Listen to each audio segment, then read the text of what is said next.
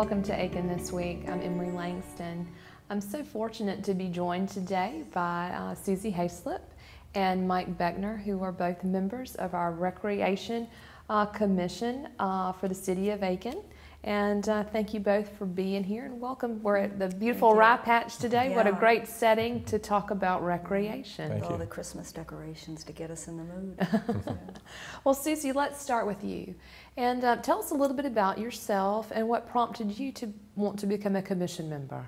I first came to Aiken in 1994. I came seasonally with racehorses from Maryland. And I had a background prior to that, and during that time I trained horses. I had a background also with recreation. I worked 10 years as a community center supervisor for the county of Loudoun, which is a large county in Northern Virginia. So when I first came to Aiken, it was just for the winters, but I noticed the Christmas in Hopelands, and I went to that, and I was very impressed with that. And I saw the improvement of Odell Weeks with the additional $4 million in tennis courts due to the local option sales tax, and I was very impressed with that. So a few years later, when I made Aiken pretty much my full-time home, I approached Glenn Parker to see how I could get involved as a citizen, because I relied very heavily on an advisory board when I was community center supervisor, and they were instrumental in getting a lot of the projects done and had lots of great ideas, and their volunteerism was fantastic. Well, lo and behold, I found out the city didn't have a commission. So Glenn and I, had discussions for quite some time, and it finally came to fruition in April of 2003. The city approved a Parks, Recreation, and Tourism Committee. And so that is how it all came about.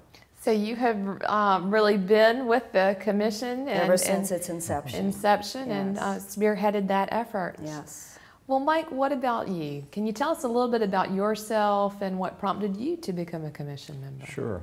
Well, my wife and I retired here 5 years ago, and we moved also from the Northern Virginia area. And I had spent the previous 35 years working for the U.S. government, as a lot of people in that area do. And we lived overseas quite a lot.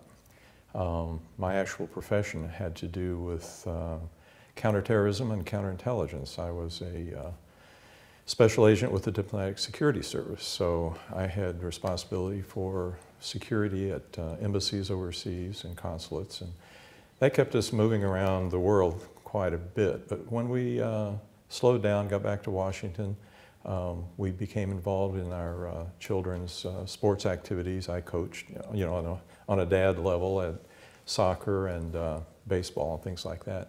So we moved here to Aiken. My blood pressure went down remarkably, and I actually may be the only member of the commission who's fully retired, which is a great thing. But we've been here about 5 years, and we had learned to play a unique sport in the Northern Virginia area with an unusual name. It's pickleball. And I know this isn't a forum for pickleball, but it's what got us involved locally in the community initially. I approached, again, Glenn Parker and asked him if it would be possible for my wife and I to put on a demonstration and get involved in the community, maybe with a new sport. And he was very open and welcoming, as he is, naturally anyway, but we felt encouraged. And the first demonstration we did at Odell Weeks, Jessica Campbell welcomed us with open arms as well, and we had about 90 people show up. So from that then it sort of grew topsy-turvy, and we got more and more involved, and I think just through that involvement with the community locally, I was identified possibly as being somebody who might contribute to the commission. So I was very honored when Mayor Kavanaugh nominated me to be on the commission. So thank you. Well, very good. And we're going to get back to pickleball a little bit later in our conversation because I think that it is such a neat and unique event to talk about. Susie, let's talk a little bit more about the inception of the commission, and you talked about how that was a conversation, and you coming into the area and you saw that need. But can you talk a little bit, especially since you've been on the commission from its inception, about the role of the commission and maybe how it's evolved over the years? Mm-hmm. We're not really considered an advisory board, but we are considered a liaison between citizens and PRT and then eventually City Council. So we have meetings usually every month. We take a couple months off during the year, and we discuss items of importance to the Parks Recreation Department. If they have suggestions, if they need a vote on something, we make a vote on something. We also have a time during the meeting for citizen input, and we encourage citizens to do that. We want to be very approachable, and maybe having this program will make us a little more visible and approachable. If anybody has concerns or requests for programs or suggestions, anything, we would like to be more open to that. So the meetings are once a month, and they are usually on what night of the week? They're usually a Tuesday evening, and we're going to start, we suggested at the last meeting to rotate among the different venues that the city has. The city has lots of, different areas, parks. We have Odell Weeks, we have Smith Hazel. We currently meet in the building they use as their offices right at the corner of Banks Mill and Pine Log. The Woodward building. The Woodward building, but we did suggest at the last meeting that we start going out into the community to the different places and have meetings. And usually what time of day are those meetings? 5:30. 5:30. So if there was a person, a citizen who was interested in maybe wanting to bring yet another wonderful activity, what would be kind of the proper way to approach the commission, or how would that work? If they didn't have a conversation with one of the members, and Mike's going to get into who are the members, I would think that they would probably call the office and talk to John Powell or Jessica Campbell and ask to be put on the agenda, for that. But we do strongly encourage that. And we've had coaches in the past and parents, and we had a group that wanted some bocce ball courts several years ago that came. So we do get that. Well, I know that y'all are a very strong committee, and talking about the relationship with Glenn Parker in starting the commission, can you talk a little bit more about the role with PRT itself and the city staff? Basically, we're available all the time now with the email and the ways to communicate. If there's an issue, it's brought to our attention. But normally, we discuss everything at the meetings, and they'll bounce ideas off of us for future projects or how we'd like to see suggestions for the budget. We do that too. Very good. So a lot we have an input into that. That's very good. Yeah. That's very good. Well, Mike, looking at the commission itself, can you kind of give us a little bit of information about how many members comprise the Recreation Commission and their terms? Each member of the commission is nominated and selected by the City Council, all the members to include the mayor. They're chosen for two-year terms, so they could effectively serve for at least 4 years. And I think that that's still a little bit open-ended. That I know for Susie's case, certainly we don't want to let her go anywhere, so we're going to keep her in harness, as it were. But that was according to the established, the code that was established back in 2003, I think, when the commission was first started. And the 7 members that we presently have include Mr. Donald Moody, who's the newest member, and we have Lori Comshaw, Jason Rabin, Susan, of course, myself, Mrs. Phyllis Sorensen, and John Wallace are the 7 members sitting right now. We do have 1 youth member, and that's a different category, and that's Caroline Walcott. The youth members are actually, and I think there's space for 4 youth members. We only have the 1 right now. But the PRT department itself selects those members. So at any given meeting, we could have 11 plus participants. So, and we get some lively conversations going and some debates back and forth, and it's a very good environment, very proactive and very productive, I think. And ideally, we would like another youth member at least, and it's best if they're a sophomore or junior in high school, because then we'll have them for a couple years. But we can propose people, so if anybody out there wants to wants to put up their daughter or son, let us know.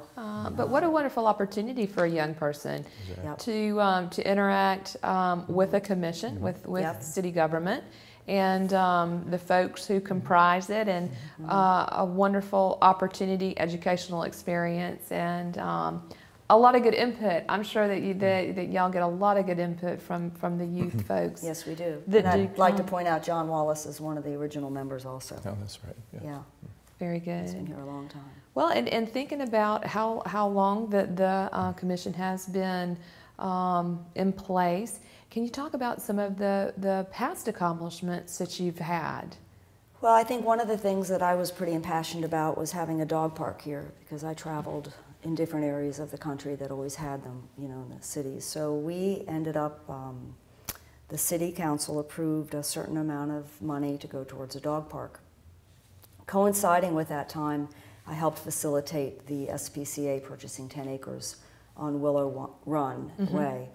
So as it turned out, they approached the city and said, would you like to give us these funds, and we'll even develop a bigger, better dog park. So that's what we did. The city actually partnered with the SPCA, and it's a beautiful dog park out there. If you haven't gone out, it's really nice. That is a true asset to the city. And I know, as you mentioned, when you go to other places in the country and you see these things and you come back with the ideas, and like, why don't we have it? And what a tremendous asset that's been, and so well received. Yeah. And the timing of that, I guess, was very good, because the center for the SPCA is just a great place. Yes, and it's so accessible. Absolutely. Yes. And another big project we did, which is now pretty much defunct, was skateboarding. Skateboarding was big years ago, 10 years ago. So there were funds dedicated for a skateboarding park at Odell Weeks, which we are now converting into tennis courts and pickleball courts, correct? Multi-purpose function. Yeah. Because the demand for the skateboarding just, it waned. So, we're always changing with the times, and trying to think ahead. That is one of our missions, is to try to think ahead and be proactive for what are the future needs of the people in the city of Aiken. And that can be difficult. It can, and I think that you see that so much in Parks and Recreation, where there will be an activity or a program that is very much the in thing, the it thing, and then as the trends go, interest in that program may wane, like you said, but what a wonderful use of space to be able to have done that and offered that service, and if it's not there anymore, to be able to now go to pickleball and tennis. So a really good use of space and planning. One of the other things we were intimately involved with, and it took a while, was the splash pad at Citizens Park, which is a great feature for the kids, when the warm weather. Of course, it is well water, so it's a little cold no matter when, but the kids love it. The kids love it. Well, with our South Carolina August, sometimes that really cold well water means a great deal. Yeah. So, okay, so looking at some of the past accomplishments that you've done, can you talk about some of the current projects and future projects that you have on the horizon? Probably the largest one is the Northside Park Complex, and I don't have a lot of the details on exactly what all that's going to include, but Susie and I were involved in the early days through some of the studies that Clemson did initially on the needs study. We participated in a focus group and gave the folks from Clemson some feedback.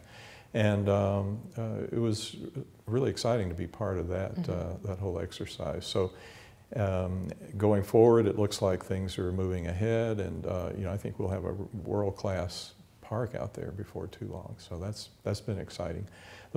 Literally the most recent thing that we've been involved in has been the installation of a Born Learning Trail in conjunction with United Way.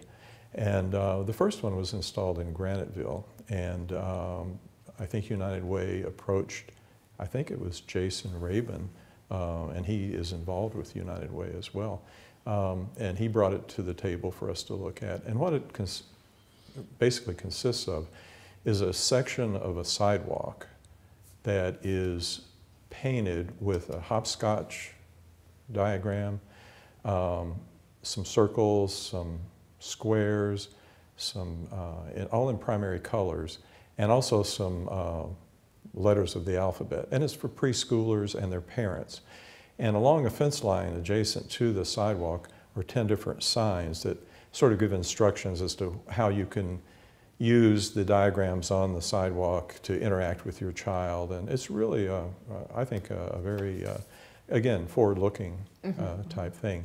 And tomorrow afternoon, if the rain lets up, we're supposed to put in another trail out at Smith Hazel Park. So we did the library last Friday. Library Park was last Friday, and that's the very latest thing. So. Yeah. Very good. With the Library Park is where the first one, and then Smith Hazel will be the next one, and those are some big accomplishments, and with the Northside Park on the horizon, some great stuff. And then the Eustace, the senior center there. Yes, the Eustace Senior Center. That'll be exciting. Coming online finally too. gets going. Well, Mike, I want to talk a little bit about something that I know you're very passionate about. And I think, if I'm not mistaken, that with the pickleball, you were recognized at the state level for your involvement for what pickleball has, what you've done for pickleball in the city of Aiken. And it's something that again, a lot of people have no idea what pickleball is. So I'm hoping that maybe you will share with us a little Pickleball 101 and what that means. Well, I thought you would never ask. But, and I'm glad you've extended the program to 2 hours now. So, no, I'd be happy to. But first of all, let me make sure that my wife, Loretta, is included. She's been the one really driving all this. I just do as I'm told, like most husbands. So I give her 99% of the credit. But she was certainly honored by the South Carolina State's Park, Recreation, and Tourism Board. We were surprised by the PRT staff here. We were invited to a demonstration of pickleball, and when we got there, they honored us with this state award. So that was truly an honor and a total surprise. But since you asked about pickleball, it's important to note that this is the 50th anniversary of pickleball. And a lot of people say, what? Yeah, it was first started on Bainbridge Island in 1965 by a group of, actually a couple of congressmen who resided in Washington State. They came home from a morning of golf to a group of bored teenagers laying around the house on this summer afternoon, and the kids wanted to do something, so the fathers found an old badminton net, and they had a bit of a badminton court set up in the driveway. And they took some of the badminton rackets, and the only ball they could find was a wiffle ball. So they just sort of fabricated this sport, and they decided early on they better drop the net down. The net was too high for the ball.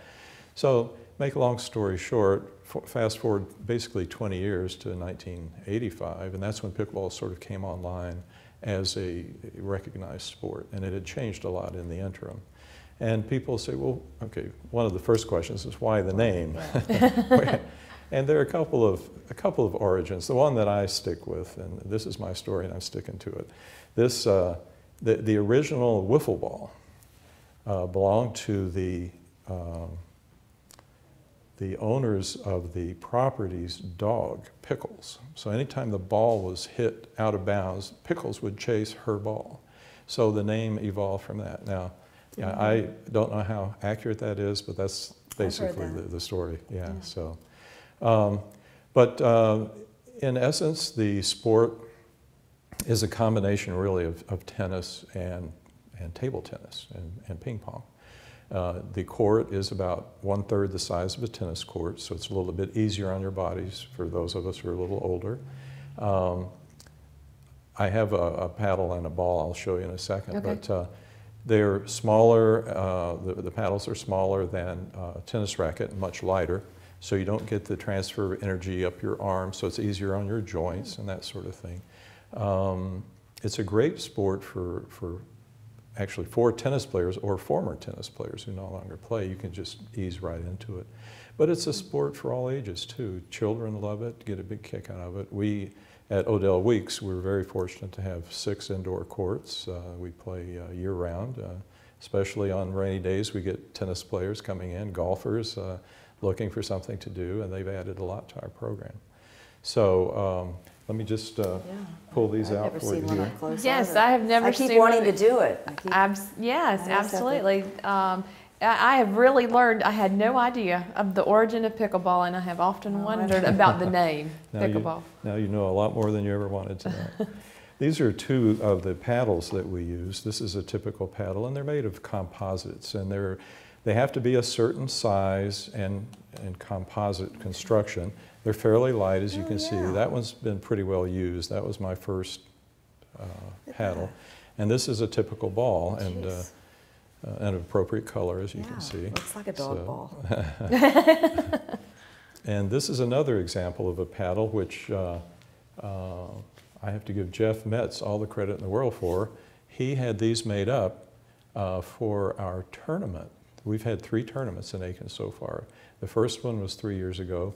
We had 110 people show up from 10 different states and 1 foreign country, Scotland, of all places. The subsequent year, we had about 130 people, and then this past August, we had 202 people. Wow. So it's been growing and growing, and so there's Very rapidly. from the tourist standpoint, I think we've added a few Indeed. heads on the beds, as it were. Indeed. But Jeff came up with this idea of putting Aiken's logo on a pickleball paddle. And I noticed on YouTube the other day, I was watching a tournament actually, and one of the players was using one of our paddles. So did how they give those cool to is the that? participants? These were given as door prizes at a social that we have before the tournament. Wow. So I don't know how this happened, but my name was the very first name drawn, and of course the crowd immediately assumed that the fix was in. But I'm really tickled to have this, and this is my primary paddle now. This is what I play with. So do they have paddles available at Odell Weeks to use? If people want to come and play, first of all, I'd say, check with Odell Weeks, because our times change depending upon how available the courts are. But we have at least 4, I think there are more paddles now, available to check out at the desk at Odell Weeks. And balls are provided by Parks and Recreation. So all you really need to do is show up, check out a paddle, go out on the courts, and the people who've started playing here in Aiken are just some of the nicest, friendliest people you'd ever want to meet. They're very welcoming to new people, newcomers, and they take great pains to show you how to play and teach you. And my wife is still very actively involved in teaching, and she gives orientation programs and lessons, Isn't there a drop-in time or night? There are drop-in times where we've lost some of our night and weekend hours to basketball, which is the season right now, which is understandable.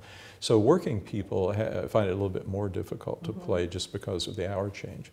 But we'll get back some after working hours times soon enough. But to get to the extent that pickleball's caught on locally here, there are now courts, at least 2 courts at the Green Boundary Club on their tennis court. There are multiple courts in Woodside, and at the Woodside Reserve Club, they've actually built 3 purpose-built pickleball courts, the only ones in Aiken that I'm aware of. So that's really exciting. Yes. So there's a group that plays there, and then anybody who wants to play can play, of course, at Odell Weeks.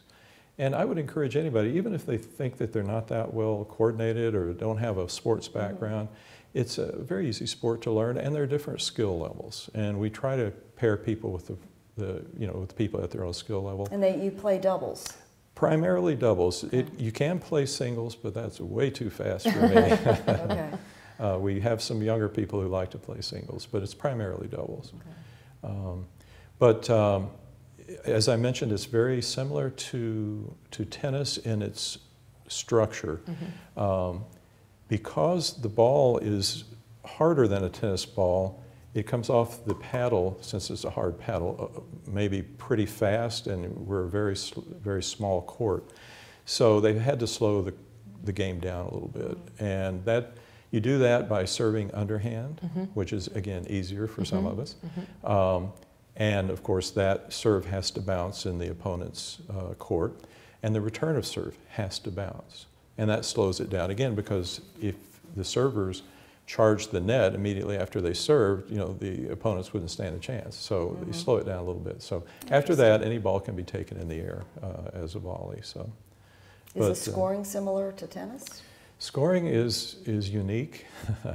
You score. You can only win a point off your serve.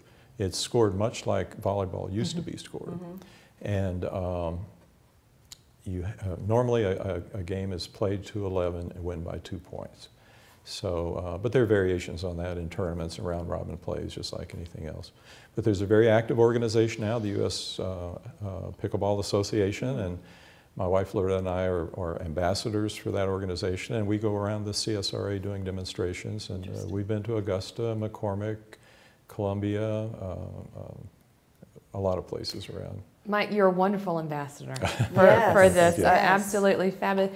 And y'all have only been here 5 years? Right. Yeah. And this is really taken off. Well, if we hadn't done it, somebody else would. It's too much of a fun sport. You talk to people in other areas of the country, and it's they very do popular, especially out west. They call it the fastest growing sport in the United States. I'm not sure about the accuracy of that, but I know that there's a lot of impetus behind it. Well, and we've seen it grow very fast here in Aiken, and we thank you so much for bringing this wonderful sport to our town, and just another thing that makes our great town a unique place to be. So, as we're closing today, is there anything else that y'all would like to share about the Recreation Commission?